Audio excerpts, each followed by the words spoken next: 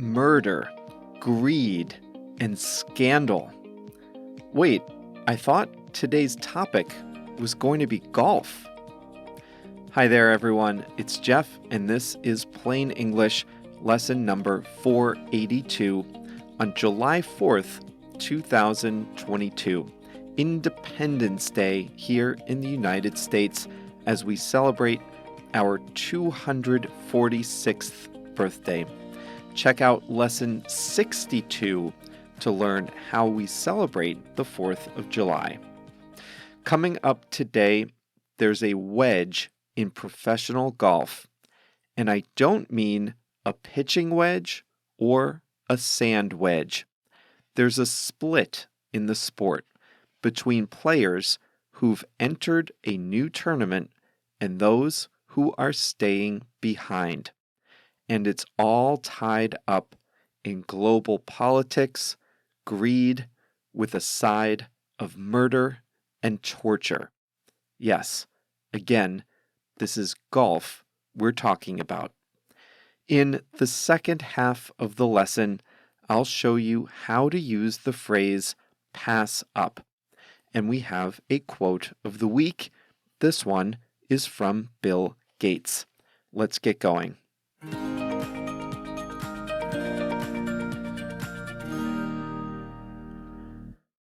It is often said that golf is the gentleman's game. With very limited exceptions, you don't see golfers use profane language or get angry with other people on the course. You don't see them break their clubs. They don't tend to get into bar fights. They're not involved in shootings. There are very few allegations of domestic abuse, again, with limited exceptions. Where in other sports, cheating is encouraged or at least tolerated, it's prohibited in golf, and the players respect the rules. Brands feel safe endorsing golfers because, again, with limited exception, they tend to be free of scandals that often mar athletes in other sports. The PGA Tour organizes most, but not all, of the golf tournaments on American television. The PGA Tour tends to be a very gentlemanly organization that prizes tradition and respect.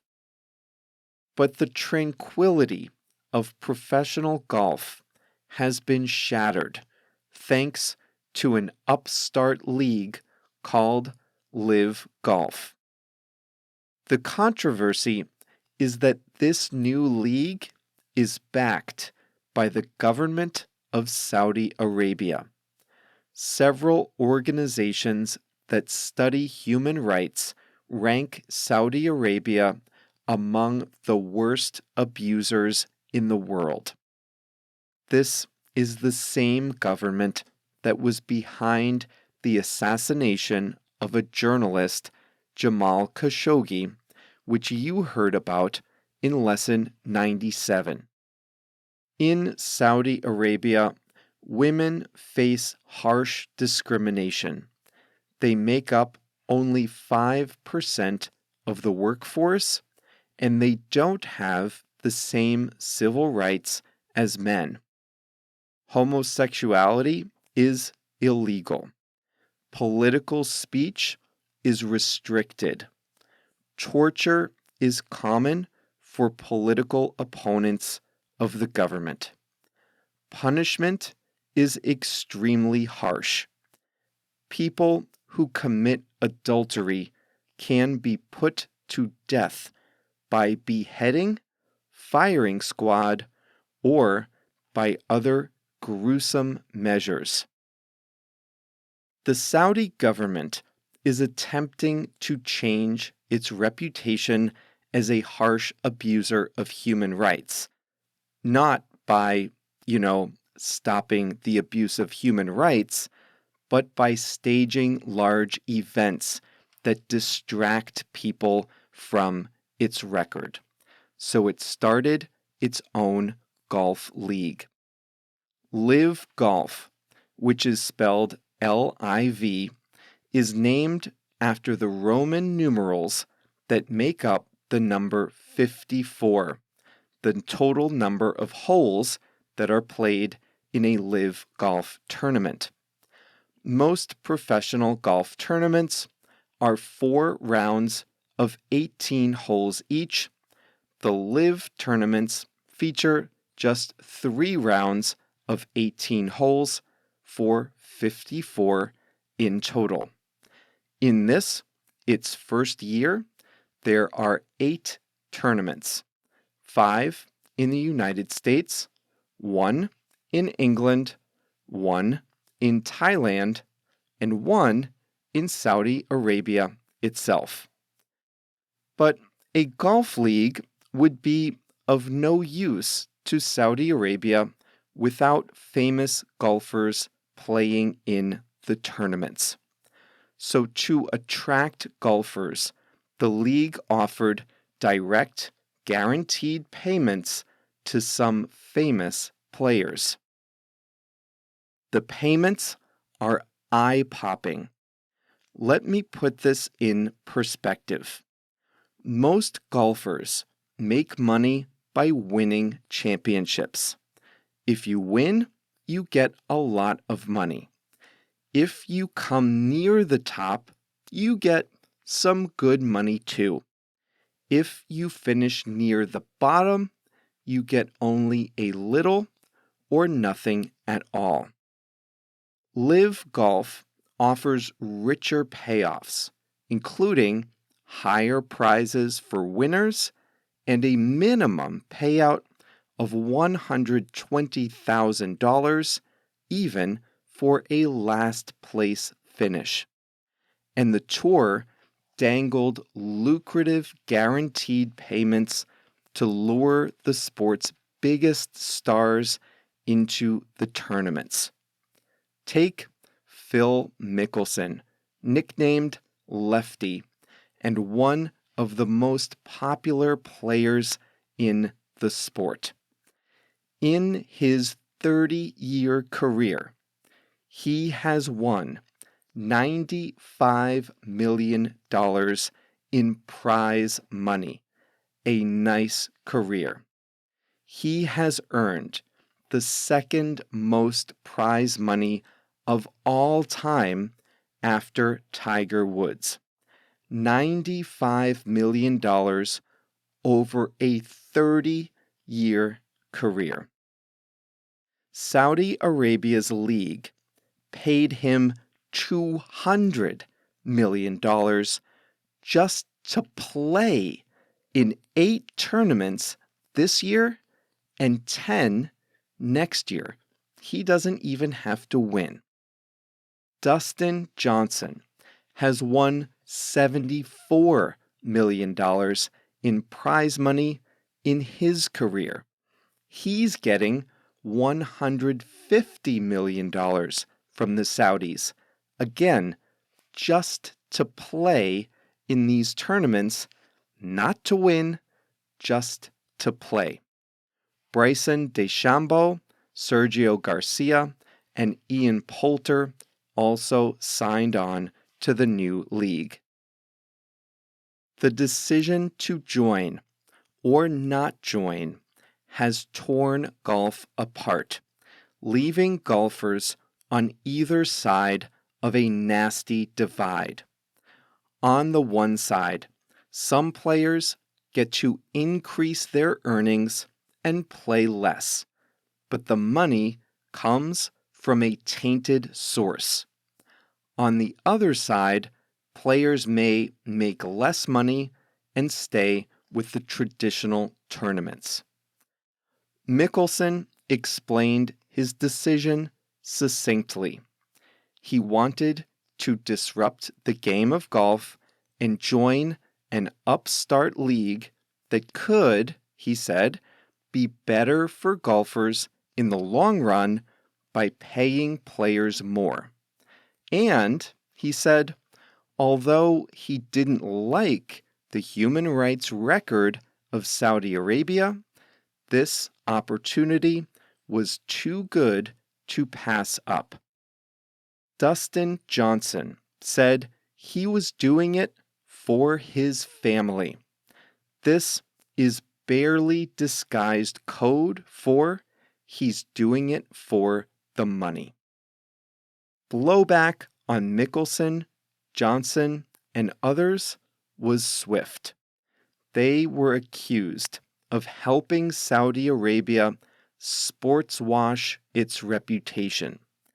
These players, critics feel, are helping Saudi Arabia clean up its horrid reputation just by paying money to host sporting events.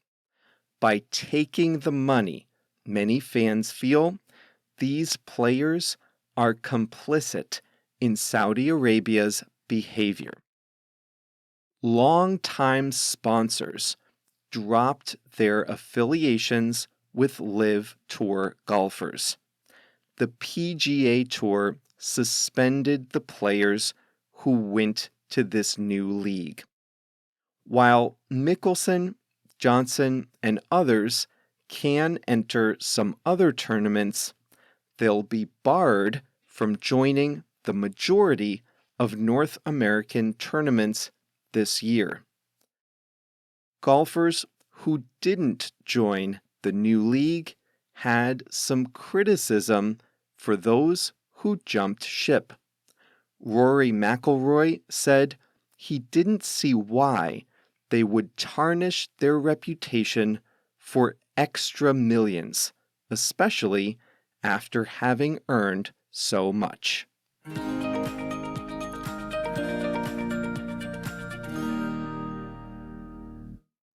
There is a viewpoint that people in sports have been doing this same thing for a long time. The Olympics in China, the World Cup in Qatar, the Saudi government owning Newcastle United in the English Premier League, all the other Russian oligarchs or Middle Eastern princes who own soccer teams, whatever. And there's always this sense in the background that people sell their teams to these guys, or they put a tournament in a place because the money is too good. Human rights are a real problem in Qatar too, especially for all the migrant workers who built the stadiums in this empty, scorching desert. But this is rarely said out loud. FIFA didn't say, we put the World Cup in Qatar because they bribed us to do it. And football team owners don't say, sure, your beloved local team will be owned by a Russian oligarch now, and that's terrible, but at least I got a lot of money. People don't say that out loud. You know it's true, but it's unspoken. Well, here, Dustin Johnson, Phil Mickelson, they basically came right out and said they're doing it for the money and they don't care about where the money came from. And that part, the saying it out loud, is why people are more upset than, say, they were with the Olympics in China or the 2014 Olympics in Russia or whatever. Oh boy.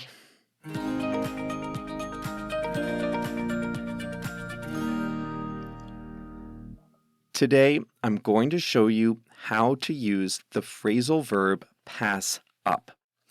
To pass something up is to purposely not take an opportunity.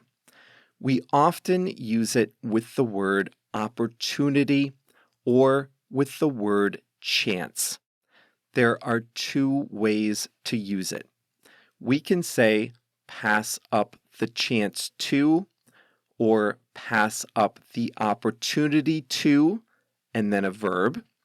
Or we can simply say pass up the chance or pass up an opportunity. The road to being an elite athlete is long and difficult. At an early age, kids have to decide how much time they will dedicate to practicing their sports.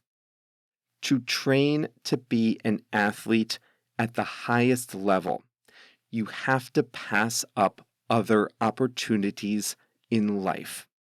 That means you must choose not to do other things so that you can focus on your sport. You might have to pass up the opportunity to do other activities, such as play a musical instrument. But it works the other way around too. Other kids will make different choices. Maybe they're good athletes, but they pass up the opportunity to pursue their dreams in athletics so they can focus on their studies or just have a normal childhood. I mentioned that I watched the series Emily in Paris.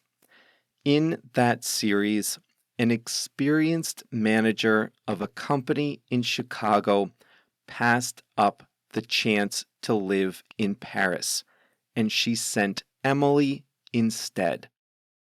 Why did that manager pass up the opportunity to move to Paris? She was pregnant and she didn't want to have her baby and then take her parental leave in another country. So she passed up the opportunity to go to Paris, and she gave that opportunity to the character Emily. It's very common to use pass up when talking about an opportunity that's so good that you can't possibly refuse it. For Emily, the opportunity to go to Paris for a year was too good to pass up. That means the chance was too good. There's no way she could say no. It's just too good to pass up. I had an opportunity like that at work back in 2012. I had never had much interest in traveling to India. It just never caught my attention. But my company at the time needed someone to go to India for a month to teach employees there about how we do our work. And I thought that was too good to pass up. I mean, when else, realistically, would I have an opportunity not just to travel to India, but to work there in that culture? So I went and I had an amazing time and made great friends there that I know and keep in touch with to this day. It was too good to pass up. The opportunity was too good. I couldn't say no. And that is how I used it in today's lesson. Phil Mickelson and other pro golfers decided to take a mountain of cash from the government of Saudi Arabia. In exchange, they agreed to participate in the new LIV Golf Series tournaments. The players obviously knew the general character and nature of this government, human rights abuses, and all that. But they said this was too good an opportunity to pass up. The opportunity was too good, they couldn't say no. The players may tell you that this is a good opportunity to introduce some competition into golf so that other tours and other tournaments can work better and differently than the PGA Tour. However, their explanations are not exactly convincing. This was about the money. The money was too good to pass up. For them, and it was their choice, they decided they couldn't say no because of how much money was involved.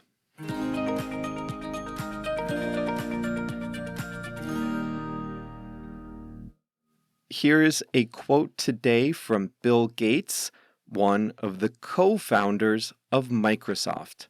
He said, "It's fine to celebrate success, but it is more important to heed the lessons of failure."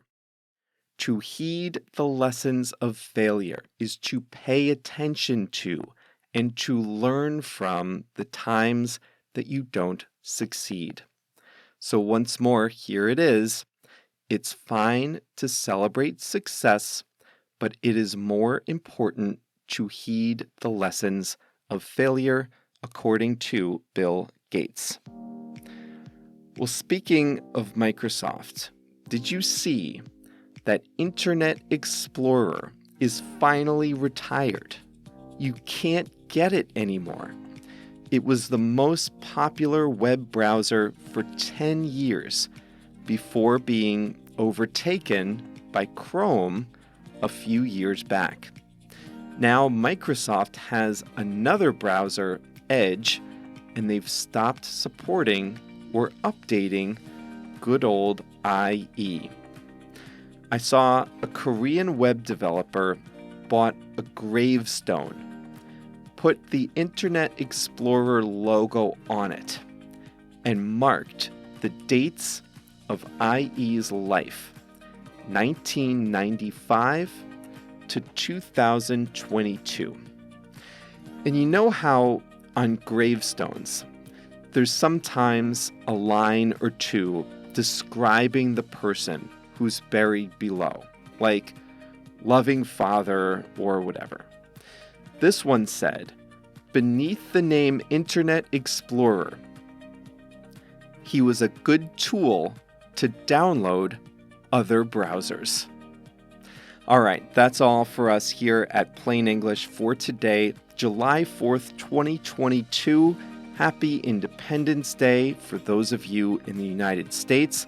Enjoy your day off. Be safe with the fireworks tonight, and we'll see you back here on Thursday for a new lesson.